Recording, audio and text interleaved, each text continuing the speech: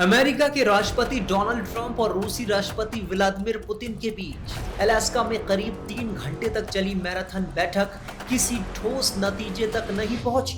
3 घंटों की लंबी बातचीत के बाद भी उम्मीदों के मुताबिक रूस और यूक्रेन को लेकर युद्ध विराम पर बात नहीं बन पाई। हालांकि डोनाल्ड ट्रंप ने बैठक को बहुत प्रोडक्टिव बताया, लेकिन उन्होंने ये भी कहा कि जब तक कोई सौदा नहीं हो जाता तब तक कोई सौदा नहीं हुआ रहता है।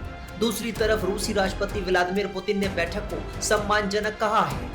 बताया जा रहा है कि बातचीत का माहौल डोनाल्ड ट्रंप के लिए चुनौतीपूर्ण रहा और ऐसा लगा कि पुतिन बातचीत में शुरुआती दौर से ही हावी हो गए थे। ऐसा लग रहा था कि पुतिन इस बैठक में अपनी बात कहने आए थे। उन्होंने अपनी बातें कही और फिर चले गए। इसके अलावा इस बैठक की एक और बहुत बड़ी हैरान करने वाली बात ये थी कि अलास्का जो अमेरिका की धरती है, वहां डोनाल्ड ट्रंप से पहले व्लादिमीर पुतिन ने प्रेस कॉन्फ्रेंस में बातचीत की। 3 घंटे तक चली इस बैठक के बाद भी युद्ध विराम पर समझौता नहीं हो पाया।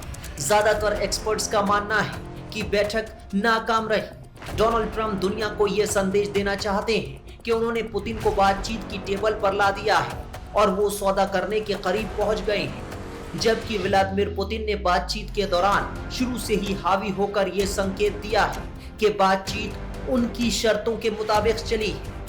पुतिन ने कहा कि बातचीत रचनात्मक और पारस्परिक सम्मानपूर्ण माहौल में हुई, जिसका मतलब ये निकाला जा रहा है कि पुतिन ने डोनाल्ड ट्रंप को लगातार पीछे रखा। ये बैठक में रूसी राष्ट्रपति पुतिन के हावी होने का संकेत था।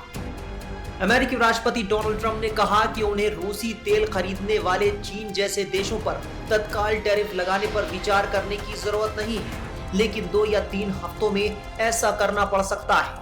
ट्रंप ने धमकी दी है कि अगर यूक्रेन में युद्ध खत्म करने के लिए कोई कदम नहीं उठाया गया तो वो मॉस्को पर प्रतिबंध लगाएंगे और उन देशों पर भी अतिरिक्त प्रतिबंध लगाएंगे जो उसका तेल खरीदते हैं। चीन और भारत रूसी तेल के 2 सबसे बड़े खरीदार हैं। डोनाल्ड ट्रंप भारत पर पहले ही रूसी तेल खरीदने के लिए 25% टैरिफ लगा चुके हैं, जबकि बाकी का 25% टैरिफ 27 अगस्त से लागू करने की बात कही जा रही है। यानी भारत पर कुल मिलाकर 50% टैरिफ लगाने की तैयारी है। फिलहाल पुतिन के आगे ट्रंप खुलकर कुछ नहीं बोल पाए, जबकि पुतिन मुखर दिखाई दिए।